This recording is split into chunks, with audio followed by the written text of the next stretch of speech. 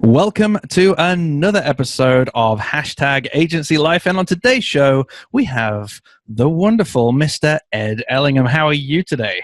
I'm doing all right. How are you? I'm doing all right. I'm really glad you're wearing the Beaver Builder cap. Got to represent.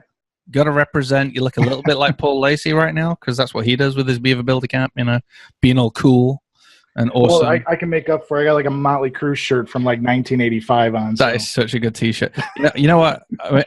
I used to describe web designers as folks who live at home with their parents wearing T-shirts like the one you're just wearing. Thankfully, you don't live with your parents, though. No, I don't live with my parents. So you're kind of half the stereotype, which is cool. I also have a wonderful range of really old T-shirts that I don't ever want to get rid of. Because I just still wear them. I'm actually older than you as well, I think. I'm 36 now. Oh, well, 34. Yeah. You young whippersnapper. How have you even heard of Motley Crue?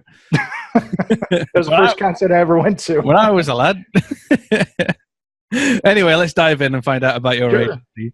So, mate, first question is, tell us the name of your agency and what it is that you do. So the name of the agency is actually Cloud9 Communications, and we provide web design for small businesses and nonprofits and such. But a main part of our business is maintenance and management for WordPress websites, which we've rebranded that service into CloudCareWP. Awesome. And if we were going to have a party and get some special T-shirts printed for the party, how old would CloudCareWP be? CloudCareWP would be January 1st of this year. But Cloud9 is November 6th of 2014, which I had to look up to answer this question. So that's 4 years old. So, and in a realistic world, your agency is 4 years old and beyond, right? But the brand of CloudCareWP itself, right? That's a new. It's a service that we've offered almost since the beginning, but rebranded it so we could target existing websites, which we're getting a lot of already. So that's awesome. And it's exactly what we've talked about in the past about kind of sometimes it's really helpful to productize and even give a brand and an own unique identity to a particular service you do so that it'll stand out from the rest. I love what you guys are doing. And people who know us in the WP Innovator community will know that me and you actually do a lot of work together. You work on a lot of our sites as well, which is awesome. So folks, if you're an agency owner who is looking for a third party to help them out with the support, etc., then Ed does do white labeling as well and does a phenomenal job with that and his team. So that's awesome. All right. Shall we unpack your setup after that little advertorial that was not paid? Sure. Let's do it. All right. So how many people have you currently got in your team? So for the most part, it's my wife and myself. However, we do have subcontractors that we work with all over the place, a graphic designer out of Canada.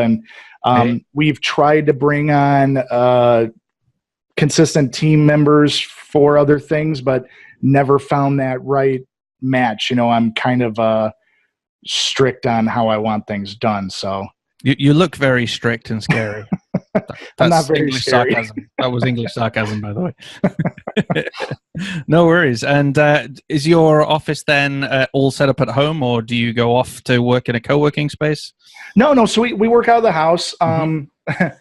We ended up in a situation where we bought a house much larger than what we'll ever need, and we have empty rooms. So I have plenty of office space, which is probably rare for most people.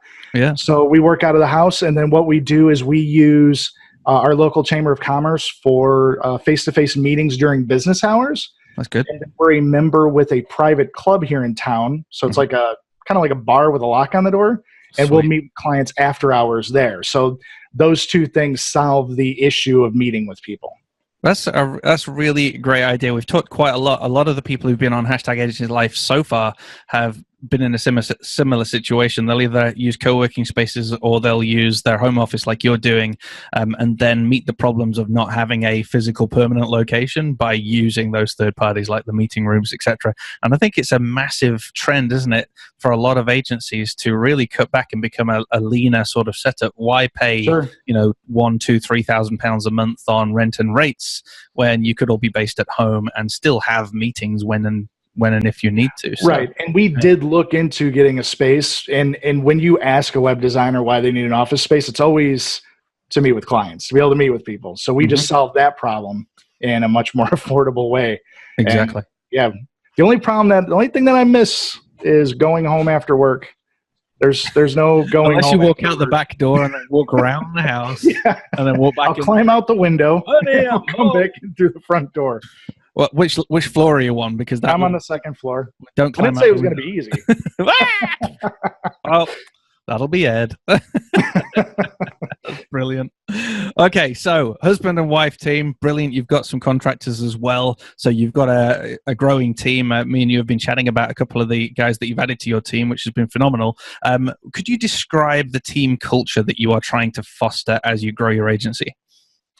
So, I always like to kind of keep things easygoing and laid back, but I have a certain way that I like things done. And, we always try and focus on that. But for the most part, there's not a huge culture per se, because a lot of people do their own thing and we just collaborate. And a lot of people ask how, you and your wife work together. And the thing is her and I worked together with another business I owned a million years ago. The job that I had prior to starting this business, we worked together there for many years. We've pretty much always worked together. It's just not a problem. That's good. It does help if you're not like fighting all the time and killing each other. So it's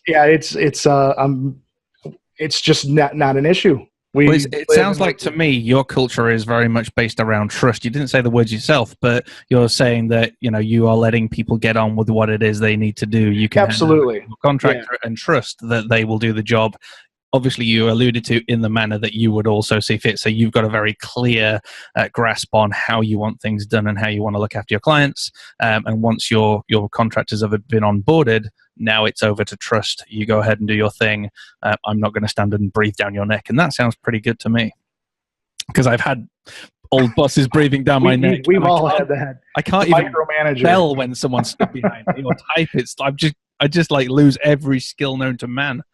It's like, if you imagine playing darts or something and you've got the winning throw and you just lose the ability to throw a dart and you end up throwing it the opposite direction.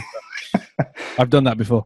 Anyway, moving on then, and let's talk about your mission. And for people who've listened to your podcast, they've already had a bit of a teaser to what your mission and your niche is.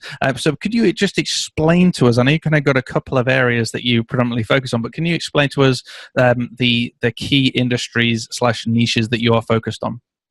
So, we haven't niched down as well as I'd like to, of course, but it's because I just kind of want to help everybody all the time. So any small business, we'll try and make it work.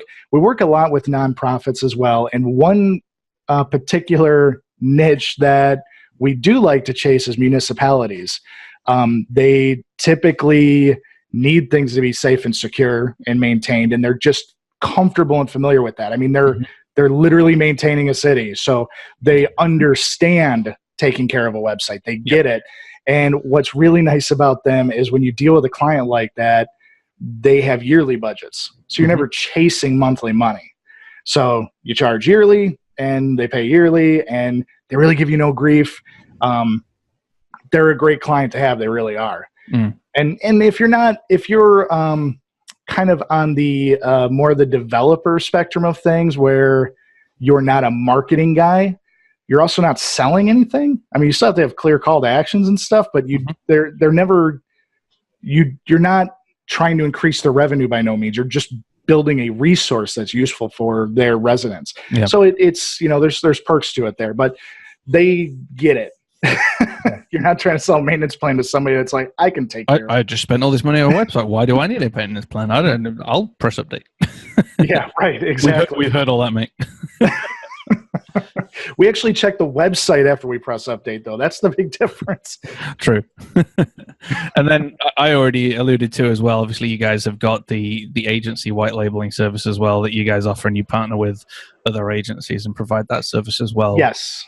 So CloudCare is very focused on web design agencies, and we like to also provide that extra level of service that a lot of agencies need. You got a lot of designers and marketers, and they'll use Beaver Builder or Divi or something, and everything has its limitations until you get into code, and then we can provide that extra. We're happy to help with that too. You guys are working on a website, you're a client of ours, you need this to do this thing. We're happy to try and solve that. Yeah. That's we want to build.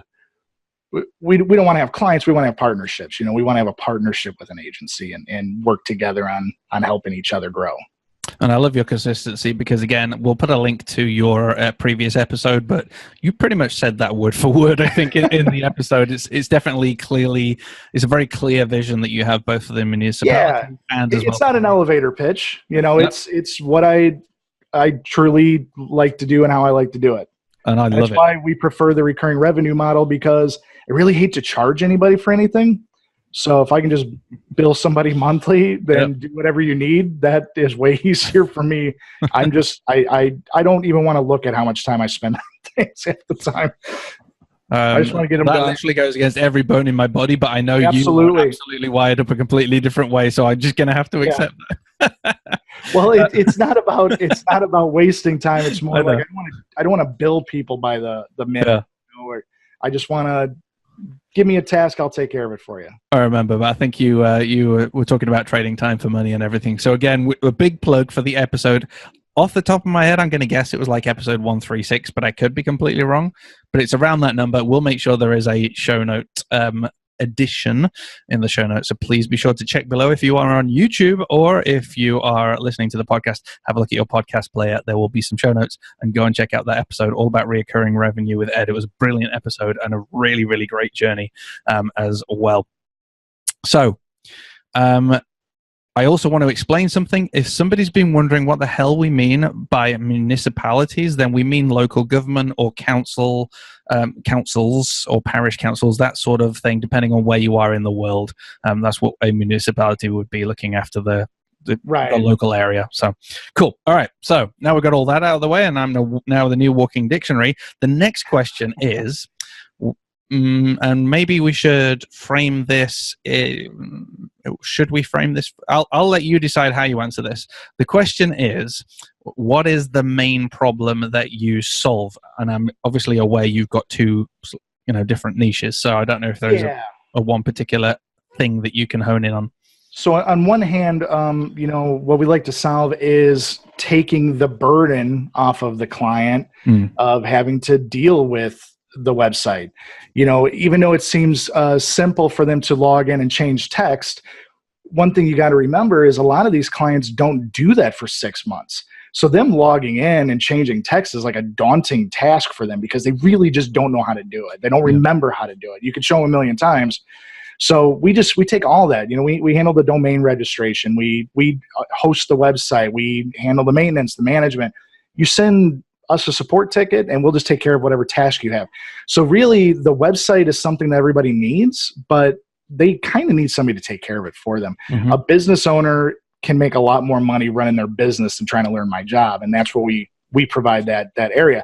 However, the other thing that I always like to solve for clients is, when we're building a website, I try not to just focus on the lead generation strategy or the marketing aspect of it. It's like, how can we take this and make your job easier? So there's a lot of times that we can take a look at the website and then the way that they handle things through their day-to-day life. And we can combine those things and automate those things and just simplify. Yeah. And, you can build a website and save a client tons of hours every year by handling things differently on it. And that's something I think people do need to focus more on. Is it's just not making money, it's saving time. A website is kind of like having another employee if you do it right. You may have guessed Ed is a good friend of mine, and what he's just said is also absolutely true, because there have been multiple emails I've received over the last few months where Ed said, I recommend this plugin, this is going to save you an awful lot of time, or I recommend we do this because that is going to be far more efficient. So this is a guy who practices what he preaches. This sounds like an advertorial for you, Ed, but I am sorry, I'm just raving about my mate, so that's fine. Anyway, let's continue. And we're going to talk about marketing. You've just alluded to, let's make your life easier and all that sort of stuff. So how are you generating leads as an agency? So there's a couple of ways that most of our leads are word of mouth. Okay.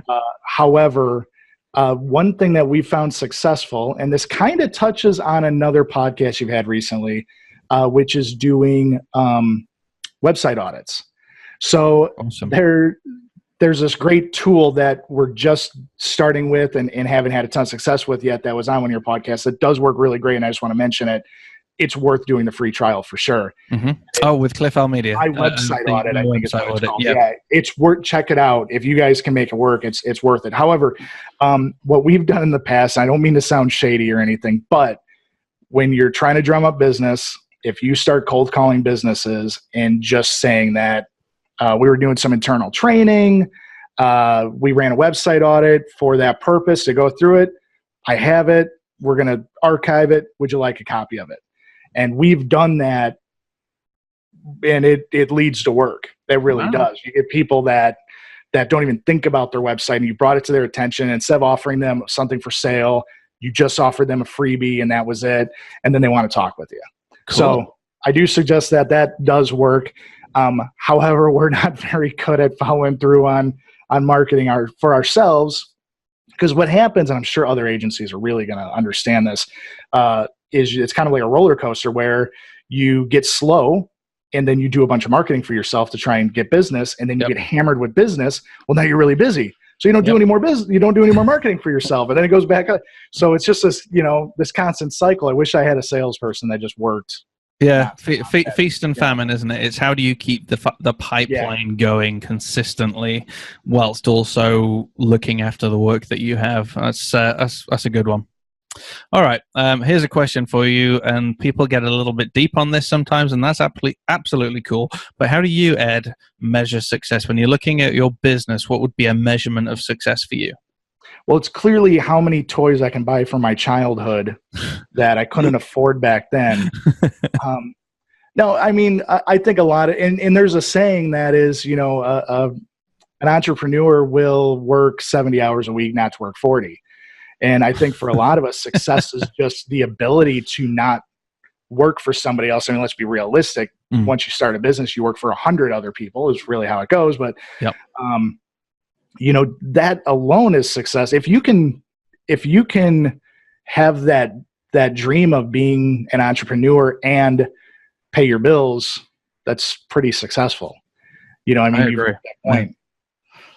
No, that's absolutely wonderful. If you can pay your bills, you can keep going, you can have family time, you can and that's have a house with too many rooms and work in it, then great. You are already successful. I love that about you as well, mate, because a lot of people will tend to become unhappy with whatever it is they've got. A lot of us won't necessarily have this is a success level. This is, if I've achieved this is good, this is successful, because people are constantly thinking of what is the next. It's very subjective. Yeah, exactly.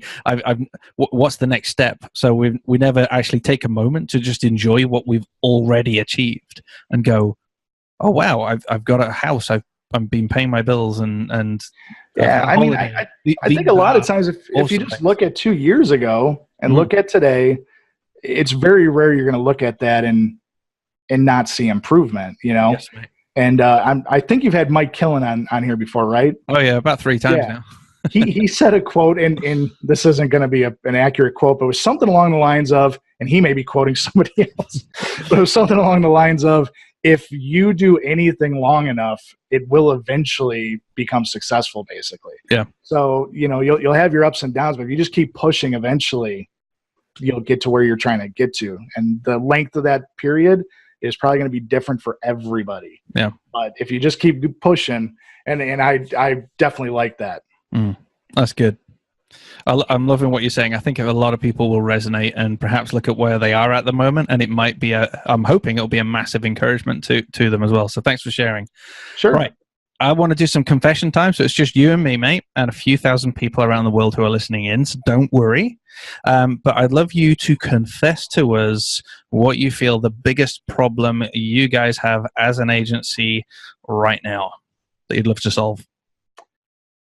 I would probably say that my biggest issue, and I don't know if there's a solution for it, is I bounce around a lot on stuff. So I could have one thing assigned to me for the day, and at 9 o'clock in the morning, that phone rings, and then it just, it's just, I can't stay on task. I think that comes to anybody that wears a lot of hats in their business, so it's really hard to stay on task for things. So something that should take a day takes a week, and it's very, very frustrating. And then there's always a new sale on AppSumo, and then you got to check that out. And then somebody mentions you in a Facebook group, and you got to check that out. And then, and then you're on Facebook. So then that's a whole other tunnel. I mean, you just, then you start scrolling. have a look at Stay Focused with a D. You can install that on Chrome browser, and what that'll do is that'll set like a 10-minute or whatever minute limit of I'm allowed to spend up to 10 minutes on for the entire day on the following productivity draining websites, and that could be Facebook. No kidding. Yeah, exactly. So that by the end you've used that 10 minutes or 20 minutes, whatever you've given yourself of procrastination in the day, it will then just say, hey, get back to work.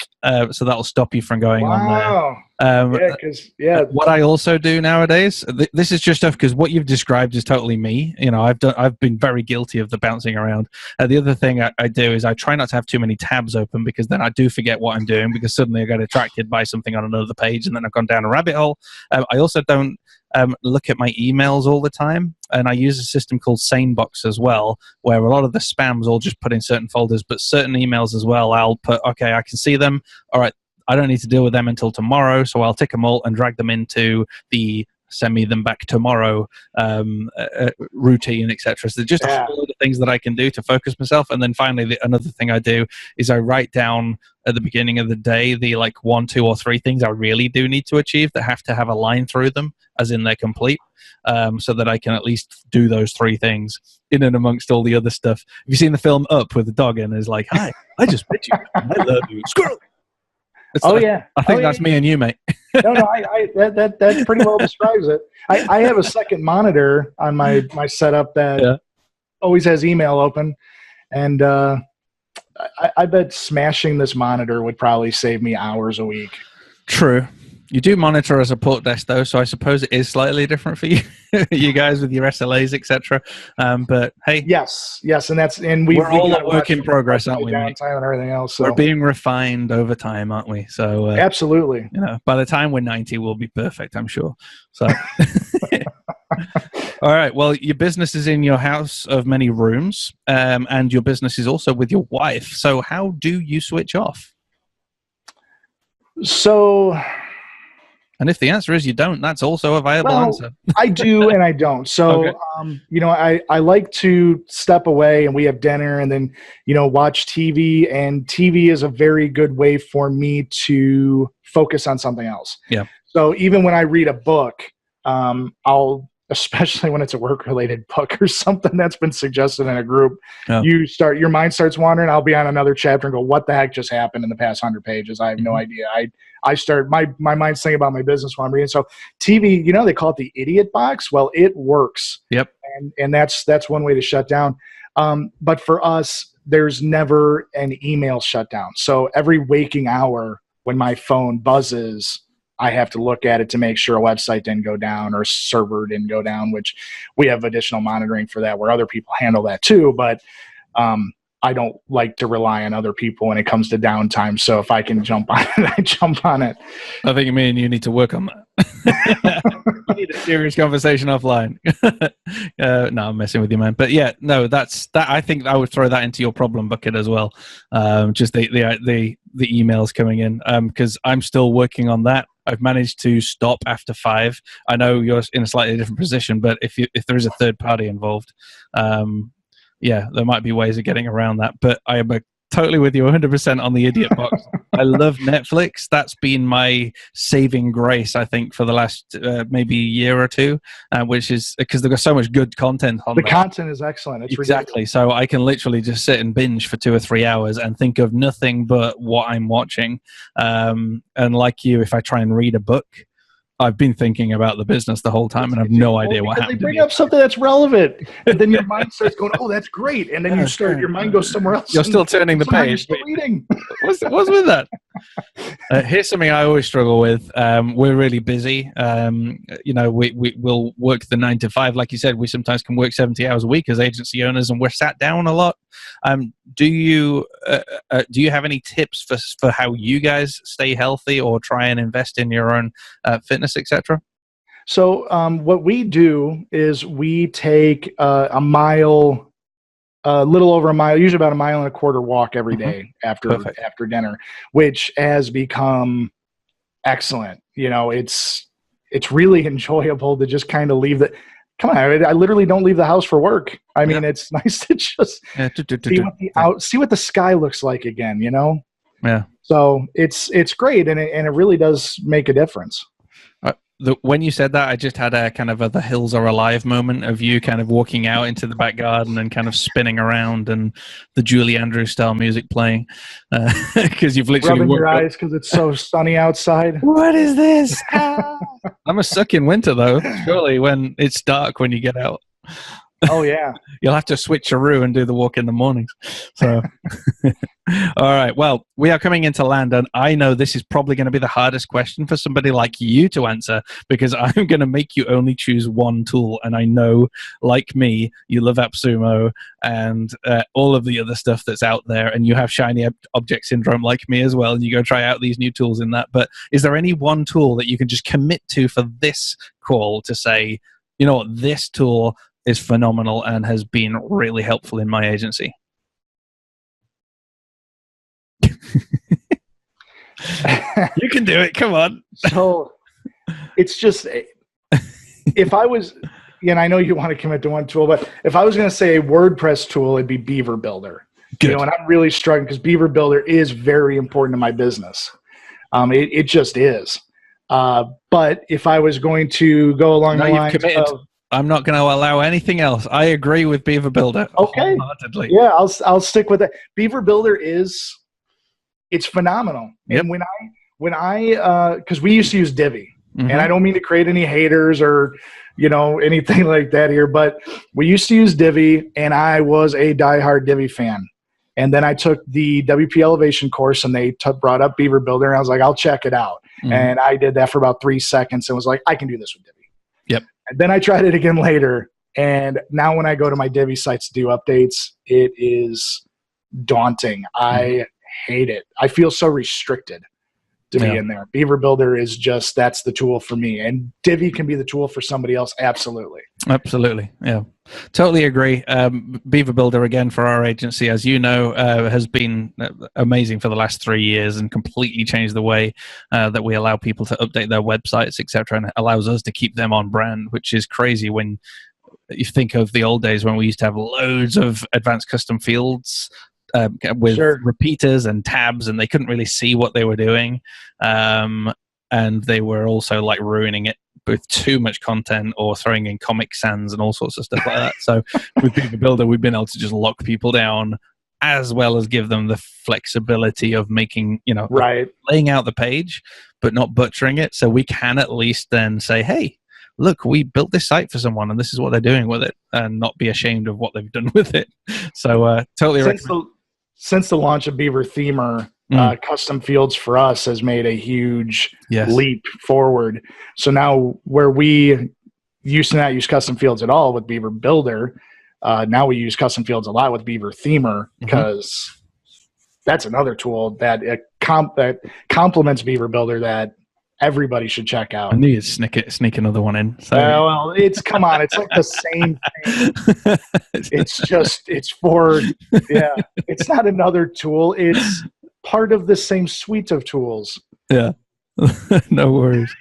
Mate, I love hanging out with you and having a chat. So it was great to have you on the show. And I'm a big fan of your work, and I really appreciate as well, outside of the business, your friendship as well. So it's phenomenal. And also the contributions that you make inside of the WP Innovator Facebook group. Folks, if you're not in there, go and check that out on agencytrailblazer.com/group. We might change the name of the group one day, but I think we're all a little bit of WP Innovators at heart, even though I changed the name over a year ago.